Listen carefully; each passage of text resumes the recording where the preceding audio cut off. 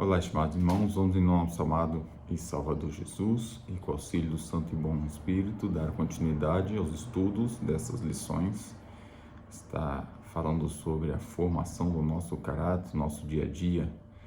A lição 12 vem falando sobre uma virtude infalível e vamos estudar o segundo tópico, segunda-feira, que traz o fruto do amor.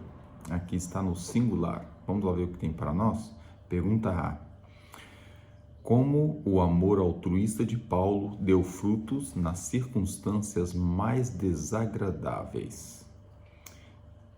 Carta dele a Filipenses, capítulo 1, versículo 12 a 14, primeiramente. Diz assim: E quero, irmãos, que saibais que as coisas que me aconteceram atribuíram para maior proveito do Evangelho, de maneira que as minhas prisões em Cristo foram manifestas por toda a guarda pretoriana e por todos os demais lugares, e muitos dos irmãos no Senhor, tomando ânimo com suas prisões, ousam falar a palavra mais confiadamente, sem temor.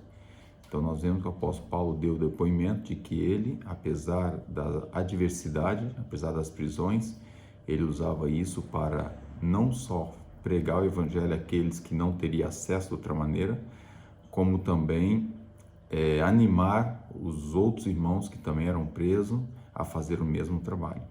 Vamos ver em Filipenses 2, 15 a 17, diz assim: Para que sejais irrepreensíveis e sinceros, filhos de Deus, inculpáveis no meio de uma geração corrompida e perversa, entre a qual resplandeceis como astros no mundo, retendo a palavra da vida, para que, no dia de Cristo, possa gloriar-me de não ter corrido nem trabalhado em vão. E ainda que seja oferecido por libação sobre o sacrifício e serviço da vossa fé, folgo e me regozijo com todos vós. Então aqui ele traz mais uma admoestação, mais um incentivo, mais uma motivação para mantermos sinceros, irrepreensíveis e diante de Deus inculpáveis dentro dessa geração perversa que nós temos hoje nos dias atuais, que também não está diferente daquela época, se calhar até pior, talvez pior. Então traz aqui para nós essa administração. A Pena Inspirada diz o seguinte: não foram os sermões de Paulo, mas suas algemas que atraíram a atenção da corte para o cristianismo. Foi como prisioneiro que ele partiu as correntes que prendiam tantas almas na escravidão do pecado. Mas isso não era tudo. Ele declarou: muitos dos irmãos no Senhor, tomando ânimo com as minhas prisões, ousam falar a palavra mais confiante e sem temor. A paciência e a alegria de Paulo durante a longa e injusta prisão, assim como a sua coragem e fé, eram um sermão constante. Sua índole, tão diferente da do mundo, deu testemunho de que um poder superior ao da terra estava nele. Por seu exemplo, os cristãos foram estimulados a maior energia como defensores da causa dos trabalhos públicos, dos quais Paulo havia sido retirado. Desta maneira, as algemas do apóstolo eram influentes, de modo que, quando seu poder e utilidade pareciam eliminados e aparentemente só pudesse realizar o mínimo, foi quando reuniu conversos para Cristo em campos dos quais parecia totalmente excluído.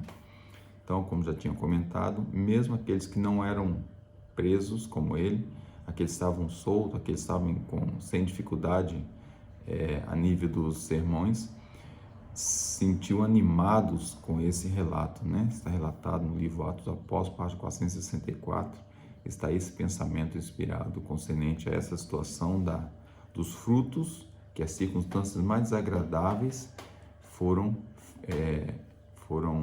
feitos, né, por Paulo, um altruísta que deixou um grande exemplo para nós. Pergunta B. Como cada um de nós pode ser inspirado e fortalecido pela coragem de Paulo? Segunda carta aos Coríntios, capítulo 4, versículos 5 a 10, e diz: Porque não nos pregamos a nós mesmos, mas a Cristo Jesus, o Senhor. E nós mesmos somos vossos servos por amor de Jesus.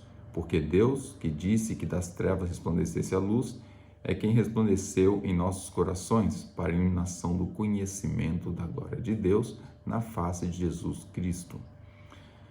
Temos, porém, esse tesouro em vasos de barro, para que a excelência do poder seja de Deus e não de nós. Em tudo somos atribulados, mas não angustiados, perplexos, mas não desanimados, perseguidos, mas não desamparados, abatidos, mas não destruídos, trazendo sempre por toda parte a modificação do Senhor Jesus no nosso corpo, para que a vida de Jesus se manifeste também em nosso corpo. Ainda continua o pensamento na segunda carta aos Coríntios, capítulo já agora o 11, versículo 24 até o 28, que diz assim: recebi dos judeus 5 quarentenas de açoites menos um.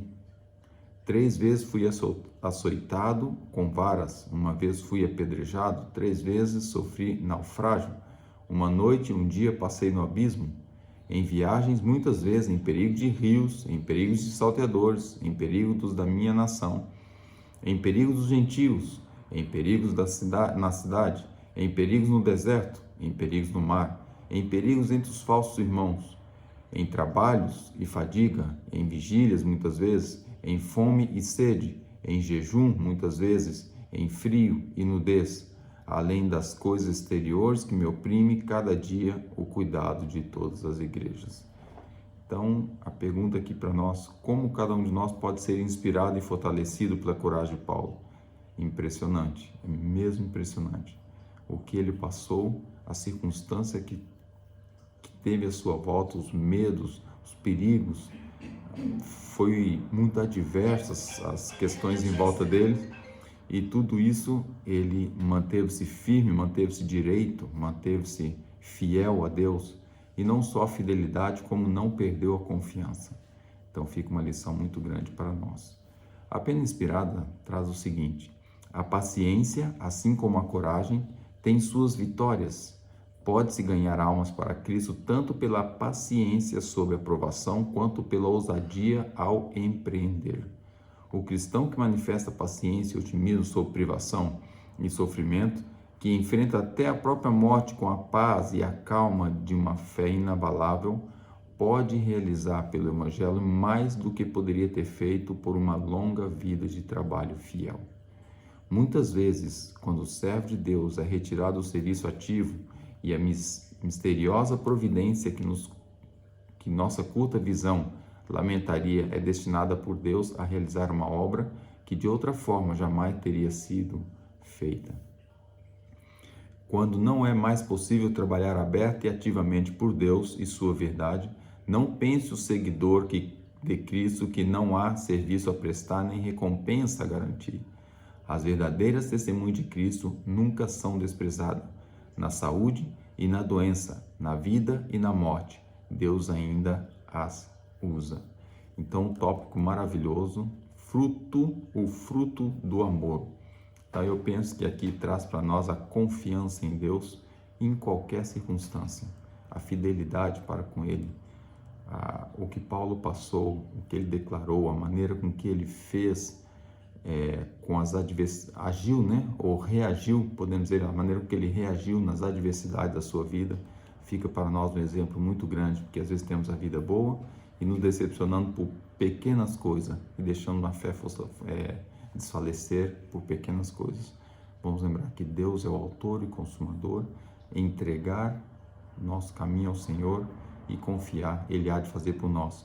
Buscar primeiro o reino de Deus e todas as coisas vão ser acrescentadas.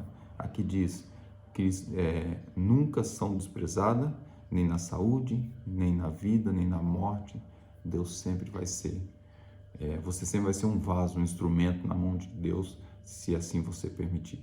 Que Deus nos dê sua graça e nos abençoe para ser como Paulo nesse aspecto e ter esse fruto do amor de Deus em nosso coração, da confiança em seus planos para conosco.